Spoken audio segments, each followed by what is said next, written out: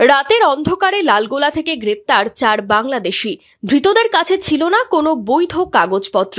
বুধবার ধৃতদের হেফাজতে চেয়ে লালবাগ কোর্টে পাঠালো পুলিশ। পুলিশ সূত্রে খবর, মঙ্গলবার রাতে লালগোলার ভবানীপুর মোড়ে 4 জনকে সন্দেহজনকভাবে ঘোরাঘুরি করতে দেখা যায়।